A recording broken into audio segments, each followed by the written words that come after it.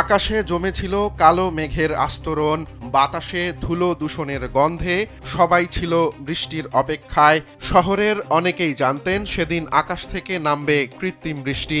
তাই তো দুপুর গড়িয়ে বিকেল, এরপর বিকেল ছুঁয়ে রাত, সবাই তাকিয়ে রইলেন আকাশের দিকে। আকাশে মেঘ জমে বৃষ্টির সম্ভাবনা দেখা দিলেও এক ফোঁটা বৃষ্টিও হলো না। বৃষ্টির জন্য এই প্রতীক্ষা আসলে ছিল এক বৈজ্ঞানিক পরীক্ষারই অংশ। দূষণ কমিয়ে রাজধানীর বাতাসে একটু স্বস্তি ফেরাতে বিজ্ঞানীরা চেষ্টা করছিলেন ক্লাউড সিডিং করে কৃত্রিমভাবে বৃষ্টি নামাতে। নিন মজাদার গোলমার্ক পপ, কুড়মুড়ে বাইটে ফুরফুরে লাইফ। মেঘের ভেতর রাসায়নিক ছড়িয়ে দিয়ে বৃষ্টি নামানোর এই পদ্ধতি সারা দুনিয়াতেই জনপ্রিয়। পরিকল্পনা অনুযায়ী একটি ছোট সেসনা বিমানকে উড়ানো হয় অন্তত ৩ বার। বিমান থেকে আকাশে ছোড়া হয় ৮টি বিশেষ ফ্লায়ার, যার প্রতিটির ওজন প্রায় ২ থেকে ২.৫ কেজি। এ সকল ফ্লায়ারে রাসায়নিক হিসেবে ব্যবহার করা হয় সিলভার আয়োনাইড, পটাশিয়াম ক্লোরাইড আর সোডিয়াম ক্লোরাইডের মতো এক জটিল মিশ্রণ। বিজ্ঞানীদের পরিকল্পনা ও হিসেবে এই প্রক্রিয়াটি অনবরত চলছিল প্রায় আধা ঘন্টা ধরে, কিন্তু আকাশে যেন কোনো সাড়াই মিলছিল না। সবার অপেক্ষা তাই আরও দীর্ঘ হলো।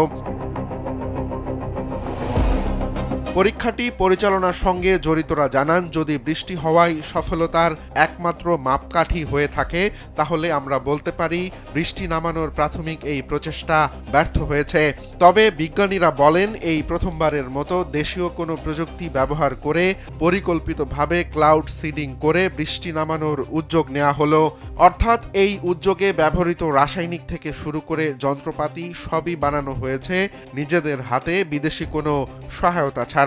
কৃত্রিম বৃষ্টি নামানোর এই ঘটনাস্থল ভারতের রাজধানী দিল্লি। বিজ্ঞানীদের পাশাপাশি বিষয়টি নিয়ে মুখ খুলেছেন রাজনীতিবিদরাও। দিল্লির পরিবেশ মন্ত্রী মনজিন্দর সিং সিরসা জানিয়েছেন, আইআইটি কানপুরের গবেষকরা প্রথমবারের মতো এই উদ্যোগ নিয়েছেন। এই প্রকল্প যদি সফলতার মুখ দেখত তাহলে আগামী ফেব্রুয়ারি মাস পর্যন্ত প্রকল্পটি চালানোর পরিকল্পনা ছিল। অন্যদিকে রাজনৈতিক বিরোধী দলের অনেক নেতা বিষয়টি নিয়ে ইতোমধ্যেই কটাক্ষ করেছেন। তারা বলেন, এই সরকার হয়তো ভগবান ইন্দ্রের কৃতিত্ব নিজেদের নামে লিখে নেবে। শহরের বুরারি থেকে ময়ূর বিহার পর্যন্ত ৩টি এলাকায় পরিকল্পিতভাবে করা হয় ক্লাউড সিডিং। এই প্রচেষ্টার সঙ্গে যুক্ত বিজ্ঞানীরা বলেন, তাদের প্রচেষ্টা প্রথমবারের মতো ব্যর্থ হলেও এটা একটি নতুন যুগের সূচনা করল।